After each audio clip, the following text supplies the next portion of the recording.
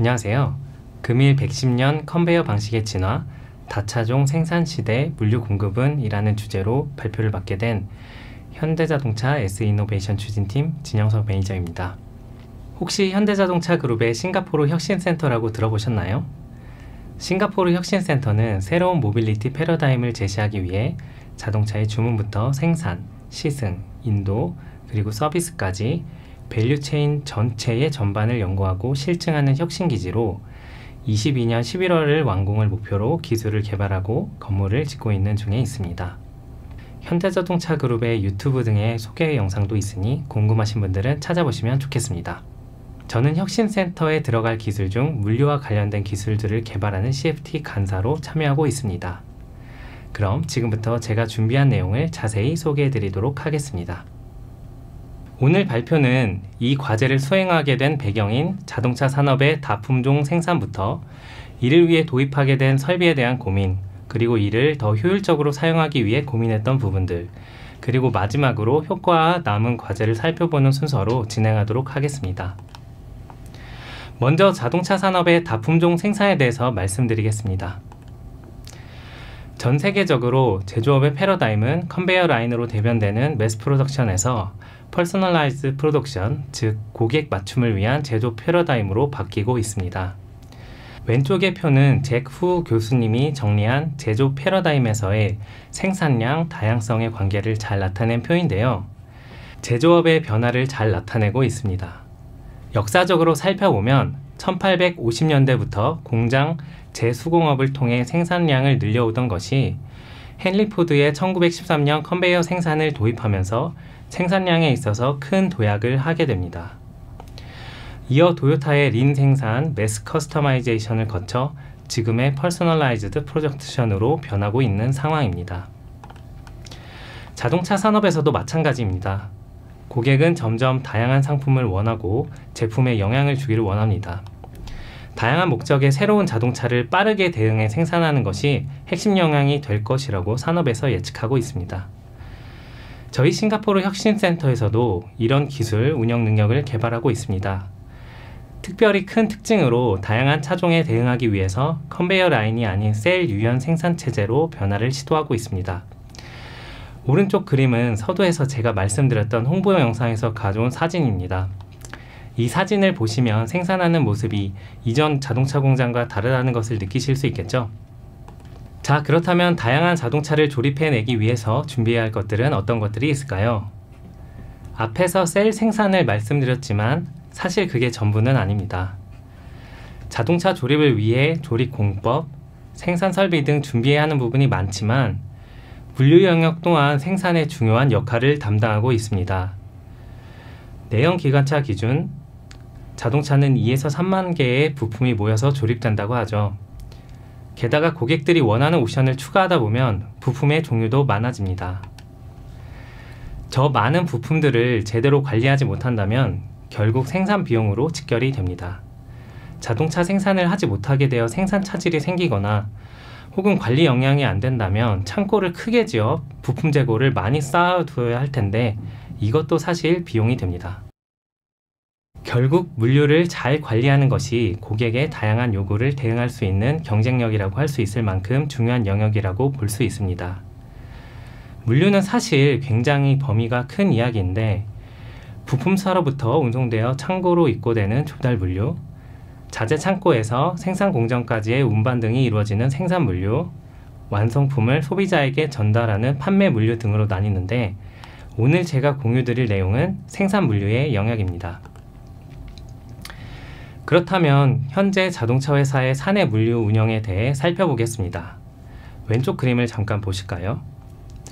일반적으로 자동차 생산 라인에서는 컨베이어 라인 주변에 초록색 점선으로 표시한 영역처럼 부품을 쌓아두고 생산을 합니다. 만약 부품의 종류가 많아진다면 어떨까요? 자리도 부족해지고 작업자분들은 부품 박스 중 부품을 골라야 하니 일이 더 복잡해지겠죠? 다른 부품을 실수로 잘못 집는 일도 종종 일어날 수 있을 겁니다. 그래서 이런 문제들을 해결하기 위해 현대기아에서는 원키트와 같은 부품 공급 방식을 사용 중입니다. 원키트라고 하면 오른쪽 그림에 보이시는 것처럼 한 대의 차량에 조립해야 하는 부품을 담아서 공급하는 방식입니다. 작업자가 부품을 구분할 필요도 없고 부품 종류가 많아진다고 원키트 종류가 늘어가는 것도 아니니 효율적이겠죠. 하지만 이 원키트도 단점이 있습니다. 원키트를 만들기 위해서는 많은 공수가 필요로 하고 이 역시 사람들이 작업을 하고 있어 휴먼 에러가 발생할 수 있습니다. 그래서 저희 혁신센터에서는 다양한 차량의 부품을 효과적으로 공급하기 위해서 각 차량에 대해서 각 작업장별로 맞춤형 렉에 부품을 담아 공급해주는 방식을 도입하기로 했습니다. 저희는 이것을 세트박스 렉이라고 부르고 있습니다. 그림은 혁신센터 소개 영상 중 한 컷을 캡처한 모습인데요. 소규모로 용기에 담아주기 때문에 원키트보다 훨씬 더 자유롭고 유연하게 대응할 수 있겠죠. 또한 조립을 담당하는 작업자분들도 사양 구분을 할 필요가 없으니 효율적으로 생산을 할 수 있을 거라 기대합니다. 그렇지만 한편으로 생각해보면 이를 만드는 것은 원키트를 만드는 것보다 훨씬 더 많은 공수를 필요로 합니다. 또한 여기서도 사람이 작업을 하기 때문에 부품을 잘못 적입하게 된다면 생산 현장에서는 부품이 안 맞아 조립이 안 되지 않는 이상 알아차리기 어려울 것 같습니다. 그래서 혁신센터에서는 이러한 공급 방식을 검토할 때 물류 자동화 설비를 도입하게 되었습니다. 혁신센터에서 고민하게 된 설비의 모습이 자동창고와 GTP 시스템입니다. 이 둘이 엮여져서 사용이 되는데요. 먼저 자동창고에 대해 말씀드리겠습니다. 왼쪽 그림을 보시면 자동창고의 이미지 예시가 나오는데요. 겉에서 보면 거대한 큐브 모양의 창고처럼 생겼습니다. 이 안에 박스 단위 혹은 팔레트 단위로 부품 보관을 하는데 높이 쌓아 올려 보관할 수 있어 공간을 효율적으로 사용할 수 있고요. 무엇보다 안에 들어있는 부품이 시스템으로 관리가 되니 필요할 때 정확히 주문한 박스 혹은 팔레트가 나온다는 장점이 있습니다. 현재도 현대기아에서 자동창고를 사용하고 있긴 하지만 와이어링 같은 똑같은 종류의 부품을 보관하는 창고 위주로 사용 중입니다. 그리고 자동창고와 연계해 GTP 시스템을 활용합니다. GTP는 Goods to Person의 약자입니다. 사람은 서 있고 물건이 사람 앞으로 옮겨달라고 오는 형태이죠. 오른쪽 그림처럼 이마트나 아마존 물류창고 등등에 쓰이는 형태입니다. 사람이 물건을 가지러 가는 것보다 물건이 사람 앞으로 오니 작업 효율이 더 좋겠죠. 자동창고와 연계하여 GTP 시스템을 사용함으로써 공급해야 하는 부품 박스들을 담는 것을 효율적으로 할 수 있도록 설비와 시스템을 도입하게 되었습니다. 그러면 한번 전체적으로 어떤 과정으로 활용해서 준비하게 되는지 알아볼까요? 세트박스 렉을 제작하는 과정은 다음과 같습니다. 스테이지 1이라고 표기한 부분은 자동창고에 보관되어 있는 부품을 불출하는 단계로 시스템으로부터 박스 불출 지시를 받으면 해당 박스를 자동으로 원하는 위치로 불출하는 과정입니다. 이 부분은 조금 전 설명드린 부분이죠. 그 다음은 자동창고와 연계된 GTP 작업장으로 옮겨야 하는 부품 박스가 작업자의 앞으로 이동해 와서 이를 담는 과정입니다. 다시 말씀드리지만 사람의 이동 시간을 줄일 수 있고 부품을 잘못 담는 것을 막을 수 있고 피킹하는 작업 시간을 획기적으로 줄일 수 있는 것이 장점이죠. 물류 작업자는 해당 부품을 세트박스라고 불리는 박스에 옮겨 담습니다. 그 다음 단계는 완료된 세트박스를 세트박스 렉에 옮겨 담는 단계입니다. 스테이지 3라고 표시된 부분인데요. 박스채로 공급할 수 없고 일반적으로 한 박스의 부품이 다 담기지 않기 때문에 여러 개의 부품을 박스에 담아 렉에 옮겨 담는 과정이 있습니다. 이를 자동화 설비가 수행을 하게 되어 있죠. 이러한 과정을 통해 세트박스 렉이 최종적으로 완성이 되면 각 완성차 생산 계획에 맞춰 모바일 로봇에 옮겨 담을 수 있도록 준비가 됩니다. 이렇게 설비를 잘 구성했지만 설비를 운영하려다 보니 고려해야 할 사항들이 보이기 시작했습니다. 이제부터 나오는 이 부분이 제가 오늘 말씀드릴 고민과 해결 과정인데요. 우선 첫 번째로 작업 종류가 다양해서 작업 시간이 상이하다는 특징입니다. 세트박스를 만드는 작업장이 여러 개 있는데 저희가 만들어야 하는 세트박스의 종류도 다양합니다. 그렇기 때문에 세트박스별로 만드는 시간이 달라지는데요. 작업량을 잘 분배해 주지 않으면 작업대가 비효율적으로 돌아갈 수 있는 문제가 있습니다. 한번 예시 문제를 통해서 생각해 보시죠. 왼쪽 그림을 보시면 1번부터 5번까지의 5개의 세트박스가 있다고 생각해 보겠습니다. 각 세트박스를 만드는 데 걸리는 시간을 가로 길이로 표현했는데요. 하늘색의 1번 세트박스는 16초, 연두색의 2번 세트박스는 80초, 이런 식으로 작업 시간이 걸리는 상황을 가정해 보겠습니다. 이때 이 세트박스를 만들 수 있는 작업대가 3개가 있다고 할 때 우리는 각 작업대에서 어떤 순서로 세트박스를 만들어야 가장 빨리 작업을 끝낼 수 있을까요? 3가지 케이스를 살펴보겠습니다. 첫 번째는 1번부터 5번까지 할당된 순서대로 작업을 하는 것입니다. 1번 작업대 1번, 2번 작업대 2번, 3번 작업대 3번, 이런 식으로 작업을 배분했고요. 빈 작업대가 생기면 바로 4번, 5번을 작업하는 작업대를 할당했습니다. 두 번째 케이스는 작업 시간이 짧은 순서대로 작업을 하는 것입니다. 생산 계획을 수립할 때 많이 쓰는 방식인데요. 가장 짧은 것부터 작업을 시작시키는 것입니다. 저희 예를 살펴보면 4, 1, 3, 5, 2 이런 순인데요. 결과가 어떻나요? 1번 케이스보다는 짧아지는 걸 확인할 수 있죠. 그럼 마지막입니다. 마지막은 전체 상황을 살펴보아 작업대별 최적 작업 순서를 할당하는 방법입니다. 모든 경우를 수학적으로 탐색해 보니 이게 최적이야 라는 결과를 얻어내는 방법이죠. 이 예제를 가지고 3가지를 모두 비교했을 때 최적화를 통해 얻은 결과가 가장 좋았고 순서대로 작업했던 결과가 가장 좋지 않았습니다. 매번 순서대로 작업하는 결과가 가장 안 좋은 것은 아니지만 작업대별로 작업을 잘못 배정하면 결과가 좋지 않구나 생각해 볼 수 있습니다. 또 다른 고려해야 할 사항으로 설비 간 앞뒤 관계를 고려해야 한다는 점도 있습니다. 세트박스 렉 제작 과정을 다시 한번 생각해 보시면 박스들이 모여서 세트박스 렉이 된다는 점 기억나시죠? 세트박스를 만드는 작업대, 세트박스 렉을 만드는 작업대 각각 여러 개가 있기 때문에 순서를 잘 맞춰줘야 합니다. 뒷순서를 고려 안 하고 만들면 막히는 현상이 생기는 거죠. 이번에도 예시를 한번 설명드리겠습니다. 세트박스를 만드는 스테이지 2에서 작업이 끝나면 스테이지 3의 세트박스 렉에 담기기 위해 이동하는 예시입니다. 같은 색의 세트박스가 오른쪽에 같은 세트박스 렉에 담기는 형태인데요. 이런 모양으로 작업이 시행될 예정입니다. 점선들이 실제 세트박스로 채워지면 작업이 끝난다는 뜻입니다. 그러면 지금부터 작업을 시작해 보겠습니다. 자, 일정 시간이 지났습니다. 회색 투명한 네모 직사각형은 지나간 시간을 의미합니다. 지금 상황을 살펴보겠습니다. 네, 왼쪽에서는 초록색, 하늘색, 노란색 세트박스가 완료가 되었네요. 이때 오른쪽 스테이지 3를 잠깐 보겠습니다. 가운데 하늘색 영역은 박스가 모두 담겨 작업이 완료가 되었습니다. 그럼 다음 순서에 세트박스 렉을 만들어야겠네요. 마침 맨 아래 오각형 2번 작업대의 노란색 세트박스 작업이 아직 할당이 안 되었습니다. 네, 노란색 세트박스 작업으로 변했습니다. 노란색 세트박스가 담아야 하는 부품들이 보이네요. 네, 그럼 계속 작업을 진행하겠습니다. 시간이 더 지났습니다. 네, 이제 연두색 세트박스, 주황색 세트박스가 완료가 되었습니다. 연두색 박스는 오른쪽에 이미 작업 중이 있는 곳이 있어 이동할 수 있지만 주황색 박스는 앞에 작업대로 갈 곳이 없고 당장 끝난 작업대도 없는 것을 확인할 수 있습니다.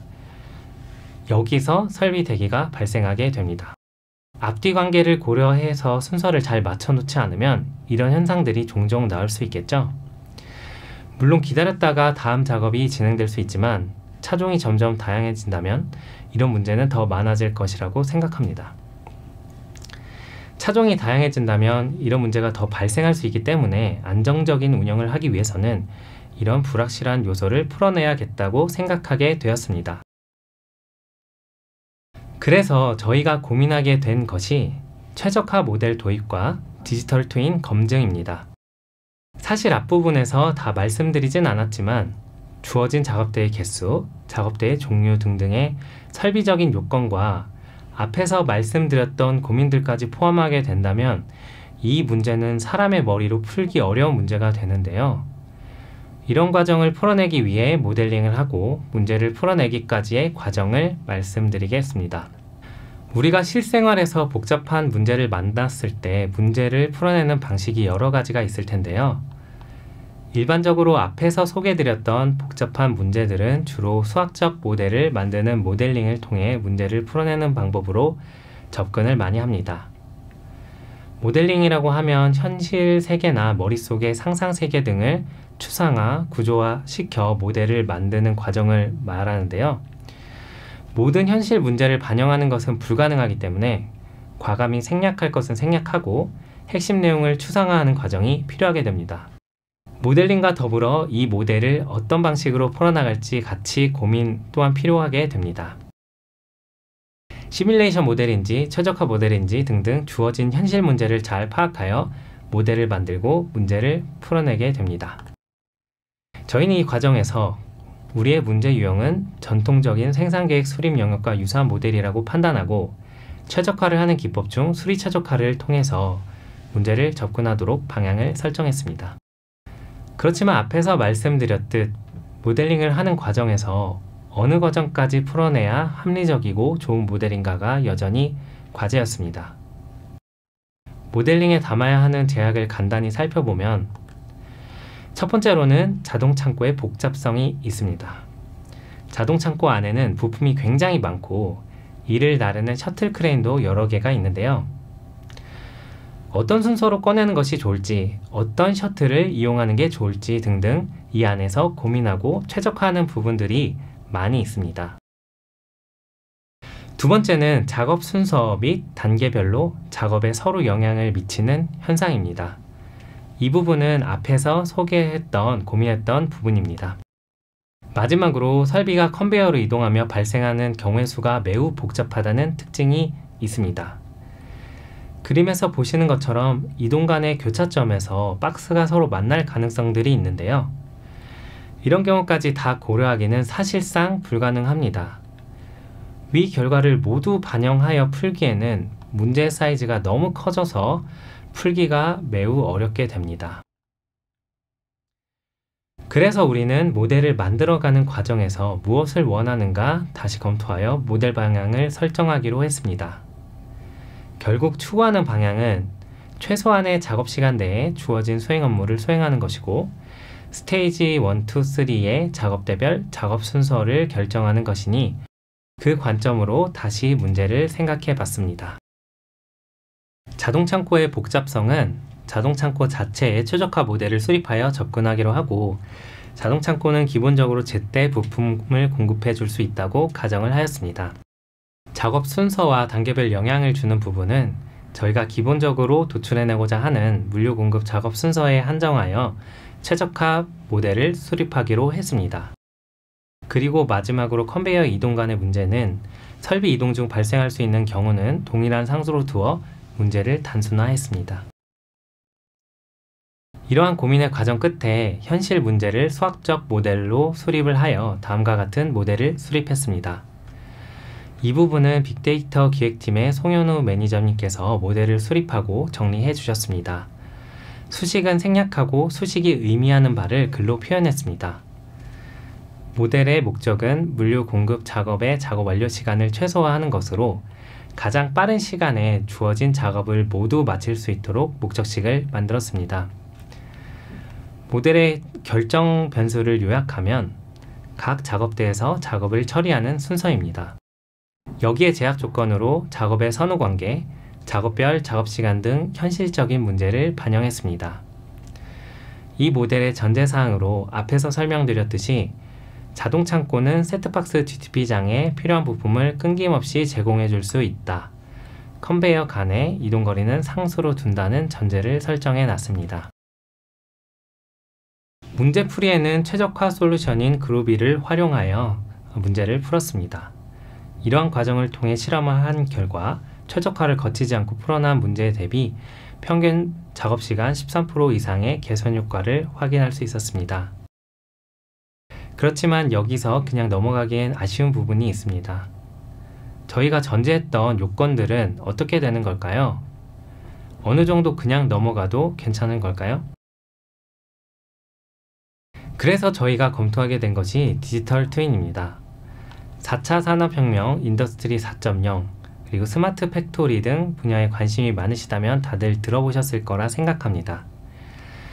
디지털 트윈은 현실 세계의 설비, 장비 등 실물과 똑같은 트윈을 가상세계에 구현한 것을 의미하죠. 가상세계에 현실과 동일한 공장이 있으니 여기서 현실과 동기화하여 시뮬레이션을 할 수도 있고, 이 정보를 활용해 관제, 분석, 예측 등을 시행할 수가 있습니다. 저희는 이 디지털 트윈을 최적화 모델과 연계해 앞에서 문제에 반영하지 못한 복잡한 요소를 검증하는 체계로 활용하기로 했습니다. 최적화로 풀어낸 문제를 디지털 트윈에서 시뮬레이션하여 전제했던 자동창고 출거나 이동 중 발생하는 대기 상황들이 문제가 되지 않는 것인지 확인하여 결과를 검증하는 데 활용하는 것입니다. 저희가 구상한 디지털 트윈 구조를 간단히 추가 설명드리겠습니다. 실제 환경인 리얼 피지컬 팩토리의 물리운영 시스템, 설비를 운영하는 프로그램과 서버, 그리고 실제 운영 설비 등으로 구성되어 있는 것들을 디지털 환경에 옮겨놓은 것인데요. 실제 설비 운영 프로그램과 서버를 DT 환경의 서버 운영 프로그램으로 구현하고, 설비의 움직임을 시뮬레이터로 구현하여서 설비 움직임을 구현하는 과정입니다. 앞에서 소개드린 디지털 트윈까지 포함하여서 최종적으로 보시는 그림과 같이 절차가 완성되었습니다. 수리 최적화를 통해 문제에 대한 최적해를 찾고, 디지털 트윈 시뮬레이션을 통해 최적해에 대한 결과를 검증하고 가능 여부를 확인하는 체계를 구현하였습니다. 이 과정을 통해 굉장히 복잡한 문제에 대해 최적화된 결과를 안정적으로 활용할 수 있는 과정까지 나올 수가 있었습니다. 마지막으로 저희가 개발했던 기술에 대한 적용 효과와 향후 검토할 수 있는 과제에 대해 소개하고 마치려 합니다. 먼저 적용 효과입니다. 첫 번째로 자동화 설비를 활용한 최적의 공급 계획을 수립할 수 있어 다양한 종류의 물류 공급 주문을 받더라도 언제나 최적으로 설비를 활용할 수 있는 계획을 만들 수 있다는 점입니다. 두 번째로는 디지털 트윈 검증을 통해 생략되었던 최적화 모델의 전제 조건을 검증을 할 수 있게 되었다는 점입니다. 우리가 수립한 물류 공급 계획이 현실 문제를 최대한 검증할 수 있게 되어서 안정적으로 운영할 수 있게 되었습니다. 마지막으로 공장이 아직 지어지지 않았지만 디지털 트윈 모델, 그리고 최적화 알고리즘, 그리고 설비 운영에 대해 사전에 검증할 수 있게 되었다는 점입니다. 양산 조건을 가상세계에서 사전에 검증해 봤으니 빠른 양산 적용을 통해 시간과 비용을 줄일 수 있게 되는 거죠. 여기까지가 저희가 고민했던 과제와 효과입니다. 하지만 아직 남은 과제들이 있습니다. 우선 자동창고 영역 자체에 대해서도 최적화 모델을 적용하고 진흥화해야 하는 과제가 있습니다. 자동창고의 규모가 굉장히 크기 때문에 이 자체를 효율적으로 운영하는 것만 해도 굉장히 복잡한 문제가 됩니다.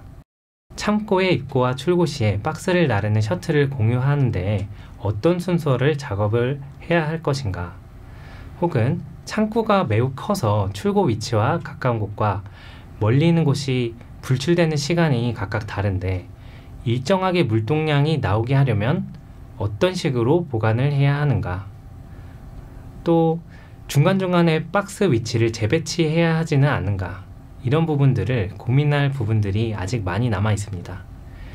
이 부분은 현재 생기개발센터 주관으로 함께 과제를 개발해 나가고 있습니다. 두 번째로는 양산 이후 디지털 트윈과 실제 현실의 모습과 연계하여 운영되는 모습입니다.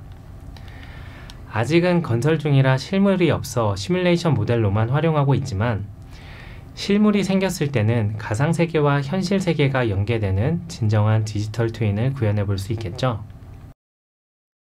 또한 디지털 트윈을 활용해서 실시간 데이터를 기준으로 의사결정을 할 수 있는 다양한 알고리즘 등을 개발해서 디지털 트윈을 적극적으로 활용할 계획입니다. 지금까지 혁신센터에서 고민했던 부분들을 공유드렸습니다. 내년 22년 11월에 완공이 될 싱가포르 혁신센터에 많은 응원과 관심 부탁드립니다. 이상 발표를 마치겠습니다. 경청해 주셔서 감사합니다.